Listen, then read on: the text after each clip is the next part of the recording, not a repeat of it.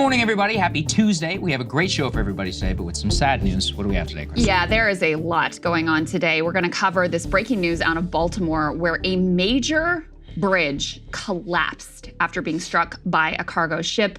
We'll tell you everything we know about that. Sadly, there are expected casualties. We'll give you all of the details and some absolutely shocking video that is coming out this morning. So we've got that for you. We also have the fallout after the U.S. allowed a UN Security Council vote to go through, which backed a sort of ceasefire. There's recriminations from the Israeli side. The U.S. side is now going around promising that this really doesn't mean anything at all. So we'll tell you all about that.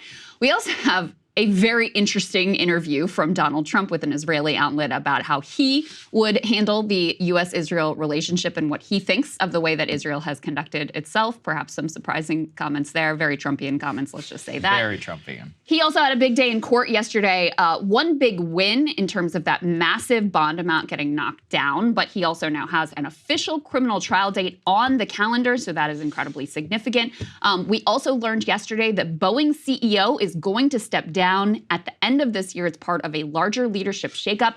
We had the chance to talk to Matt Stoller, who has tracked, the Boeing fiasco and their sort of downward spiral for years now. So we got some really great in-depth information from him. You definitely want to stick around for that. We also had breaking yesterday, apparently, Sean Combs, his house in Miami and his house in California, both raided by the feds yesterday. Lot going on there. This is in connection with a sex trafficking investigation. We have not heard officially who is the target of that investigation, but given all of the allegations that are out there surrounding Mr. Combs, you can guess who is probably the target. And Saagar is taking a look at a new piece on podcaster Andrew Huberman. He is not happy about the way that this turned out. I got a lot of details for people. We'll get into it. I'm putting my bias up front here at the pod and in the monologue. He's a guy's a friend, so definitely I'm biased in my presentation, but I'm going to do my best to bring it to everybody.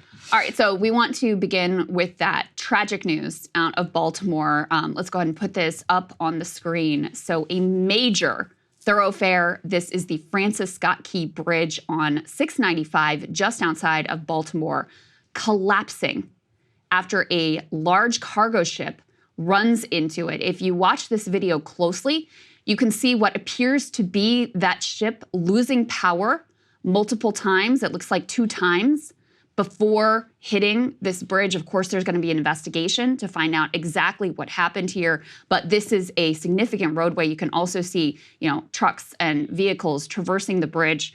Expectation, as far as we know at this point, is at least 7 cars fell into this frigid water. We've also seen some reports there were potentially construction workers on this bridge as well.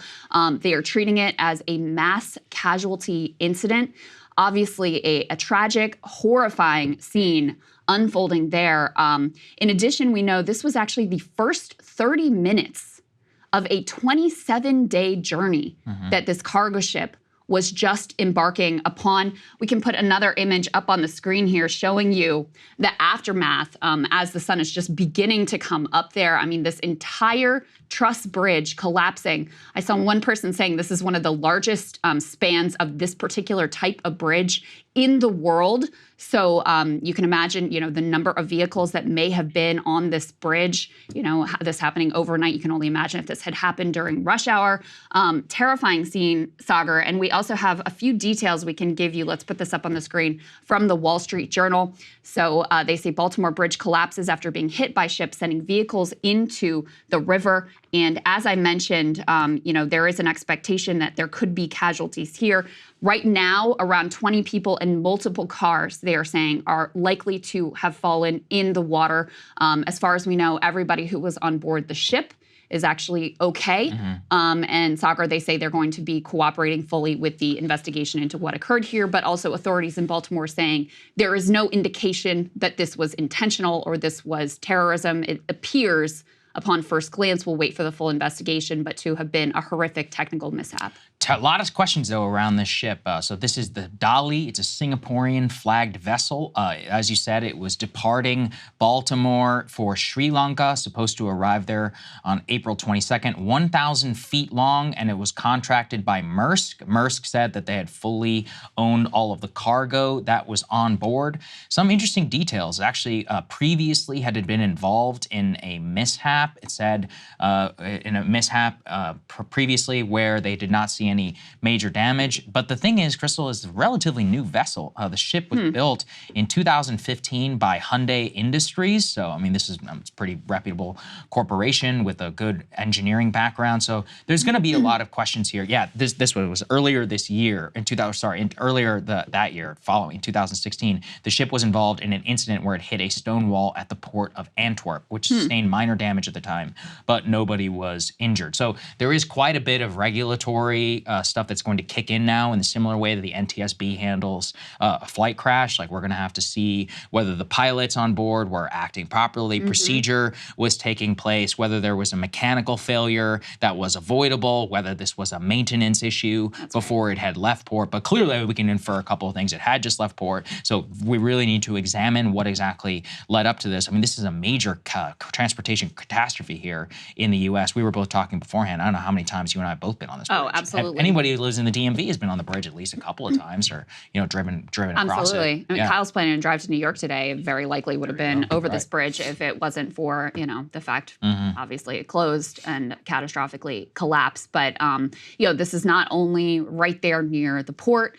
This is also close to the Baltimore airport. This is one of the major thoroughfares. If you're going from D.C. to New York or New York to D.C., this is one of the major routes that you take because you sort of bypass that downtown Baltimore City traffic and take this kind of outer loop around downtown. So, this is going to cause catastrophic transportation issues for quite a while this is dealt with, while the investigation unfolds. And, obviously it will take quite a while to reconstruct this bridge, which seeing it just collapse like that, I mean, it's shocking. So our hearts go out to the people who, have lost loved ones in this horrific incident. Obviously, we don't have all the details of how many people. There is rescue effort underway. So, we pray that there could be some survivors, but a very, very dire situation unfolding and, truly a shocking thing to behold. Sad. It's a horrible incident. It's a, city that was already, this is probably the last thing they needed. There's going to be a lot of questions here about cargo shipping